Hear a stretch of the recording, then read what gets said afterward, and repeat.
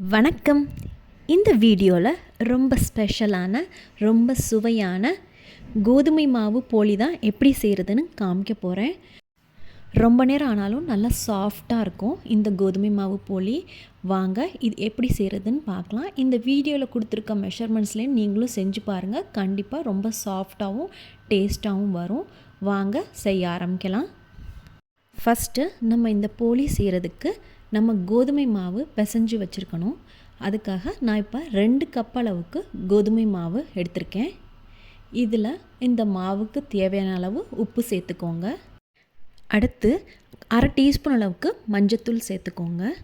இந்த மாவு பிசைகிறதுக்கு நம்ம மிதமான சூடாக இருக்க தண்ணீர் எடுத்துக்கோங்க. இப்போ இது நல்லா ஃபஸ்ட்டு மஞ்சத்தூளும் உப்பு சேர்த்து நல்லா மாவை மிக்ஸ் பண்ணிக்கோங்க. இப்போ நம்ம மிதமான சூடாக இருக்க தண்ணி எடுத்துருக்கோம்ல, அதை வச்சு நல்லா மாவை நல்லா பிசைஞ்சிக்கலாம். கொஞ்சம் கொஞ்சமாக தேவையான அளவாக தண்ணி ஊற்றி நல்லா பிசைஞ்சிக்கோங்க. இந்த மாவோட பதம் எந்த அளவுக்கு சாஃப்டாக நம்ம பிசைகிறோமோ அந்தளவுக்கு நம்மளுக்கு போலி ரொம்ப சாஃப்டாக வருங்க. அதனால் கண்டிப்பாக இது மாதிரி மிதமான சூடில் இருக்க தண்ணீரை சேர்த்து நீங்கள் மாவு நல்லா பிசைஞ்சிக்கலாம். இப்போ பாருங்கள், நல்லா மாவு பிசைஞ்சு எடுத்து வச்சுருக்கேன். இப்போ இதில் நல்லா 1 டேபிள் ஸ்பூன் அளவுக்கு எண்ணெய் சேர்த்து நல்லா ஒரு வாட்டி மிக்ஸ் பண்ணி வச்சுக்கோங்க. இந்த மாவு பாருங்களேன், இந்த பிசைகிறப்ப நல்லா சாஃப்டாக நம்ம ப்ரெஸ் பண்ணும்போது நல்லா சாஃப்டாக இருக்கணும். எந்த அளவுக்கு இந்த மாவு சாஃப்டாக இருக்கோ அந்தளவுக்கு போலி நல்லா வருங்க. கண்டிப்பாக இது மாதிரி செஞ்சு பாருங்கள், ரொம்ப சூப்பராக வரும் போலி. இதில் நல்லா 2 டீஸ்பூன் அளவுக்கு எண்ணெய் ஊற்றிக்கோங்க. எண்ணெய் ஊற்றி நல்லா மாவை பிசைஞ்சு வைங்க. இப்போ இது மாதிரி நல்லா 2 டீஸ்பூன் எண்ணெய் ஊற்றி பிசைஞ்சு வைக்கிறோம்ல, இப்போ இது மாதிரி பிசைஞ்சு வச்சதுக்கப்புறம் திருப்பி நம்ம அந்த மாவு மேலே நல்லா 1 டேபிள் ஸ்பூன் அளவுக்கு நல்லா எண்ணெய் ஊற்றி நல்லா அது ஊறட்டும். இப்போ இந்த மாவு கண்டிப்பாக 2 மணி நேரம் அப்படியே ஊறணுங்க. எண்ணெய் இது மாதிரி நல்லா தேய்ச்சி நல்லா அது மேலே ஊற வச்சு அதை நல்லா 2 மணி நேரம் கண்டிப்பாக அந்த மாவு ஊறினா தான் ரொம்ப சாஃப்டாக வரும்.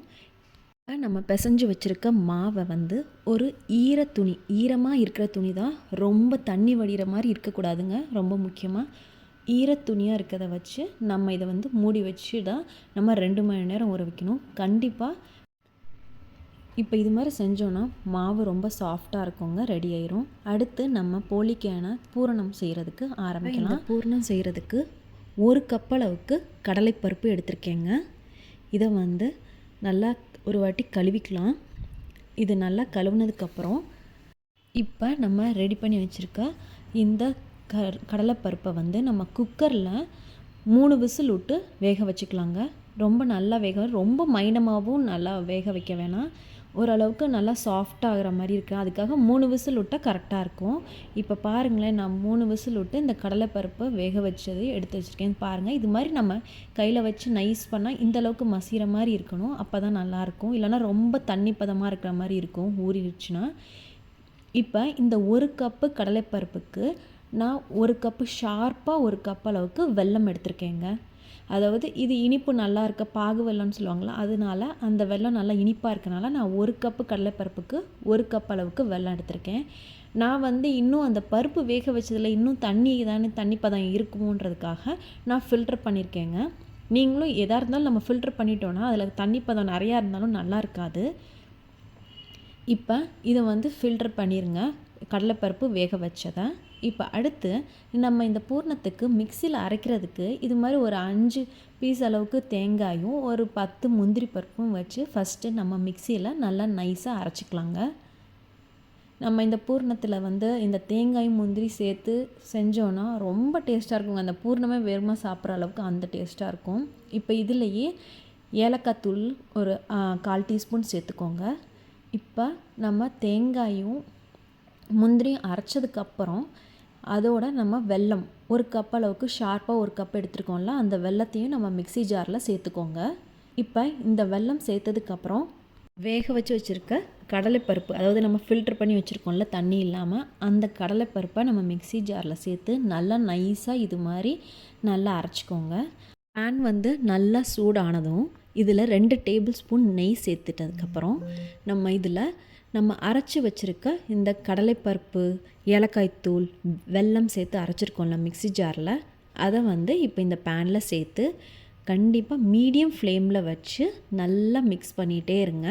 ஹை ஃப்ளேமில் வச்சிடாதீங்க, மீடியம் ஃப்ளேம்லேயே வச்சு இது நல்லா பேனில் ஒட்டாத அளவுக்கு வர முடியும். நல்லா மிக்ஸ் பண்ணிகிட்டே இருங்க.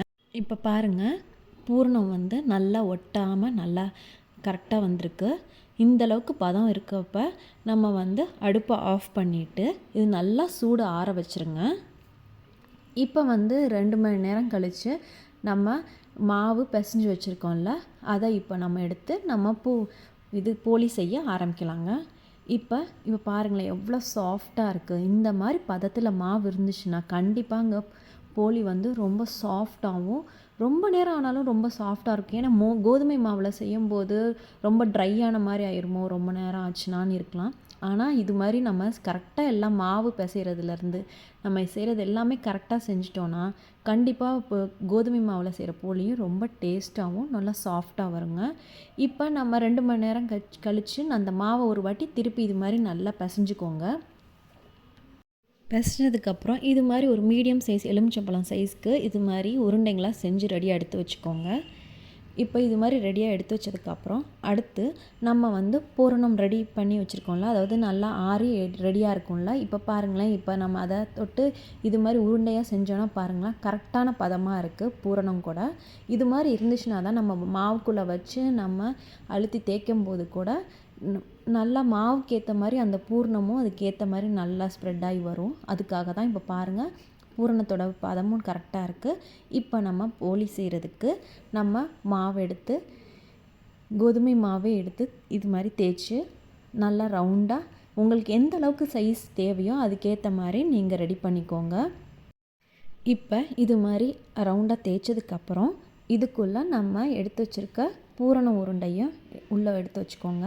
அதுக்கப்புறம் பொறுமையாக இது மாதிரி நல்லா மூடி மீதி இருக்கிற மாவை கிள்ளி அதை வெளியில் எடுத்துருங்க. ரொம்ப மாவு இருந்தால் நல்லா இருக்காதுங்க. அதனால் எந்த அளவுக்கு தேவையோ அந்தளவுக்கு மட்டும் சுற்றிட்டு மீதி இருக்க அந்த மாவை கிள்ளி எடுத்துருங்க. இப்போ எடுத்துகிட்டு இந்த மீதி இருக்க மாவை பொறுமையாக இதை தேய்ங்க. நம்ம மாவோட பதம் நல்லா சாஃப்டாக வந்துருந்துச்சுன்னா கண்டிப்பாக இது மாதிரி செய்யும்போது நல்லா ஈவனாக அந்த உள்ள பூரணமும் வெளியில் வராமல் விரிசலும் வராமல் கரெக்டாக வருங்க. இப்போ பார்த்திங்கன்னா ரொம்ப அழகாக வந்திருக்கு இல்லைங்க. பாருங்கள் பின்னாடி எங்கேயுமே அந்த பூரணம் வெளியில் வரல. இப்போ இது மாதிரி நம்ம தோசைக்கல் சைஸ்க்கு ஏற்ற மாதிரி நீங்கள் அப்பப்போ 3 4 ரெடி பண்ணி வச்சுட்டு தோசைக்கல் சூடானதுக்கப்புறம் இது மாதிரி நல்லா நெய் ஊற்றிக்கோங்க. நெய் ஊற்றுனதுக்கப்புறம் நான் என் தோசைக்கல்லுக்கு 3 எடுத்து வச்சுருக்கேங்க. 3 எடுத்து நான் நல்லா ரெடி பண்ணிட்டேன். இது மாதிரி நல்லா நெய் மேலேயும் நல்லா நெய் ஊற்றி இதை நல்லா 2 சைடுமே நல்லா திருப்பி போட்டு திருப்பி இது மாதிரி நெய் ஊற்றிக்கோங்க. இப்போ பாருங்களேன் அந்த நல்லா அந்த போலி நல்லா நல்லா உப்பி வரும். அந்தளவுக்கு சாஃப்டாக நம்ம மாவு ரெடி பண்ணி வச்சுருந்தோன்னா இது மாதிரி நல்லா உப்பி ரொம்ப அழகாக வருங்க.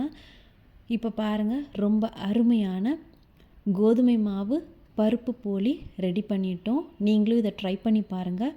ரொம்ப டேஸ்ட்டாக இருக்கும், குழந்தைங்களுக்கு ரொம்ப பிடிக்கும்.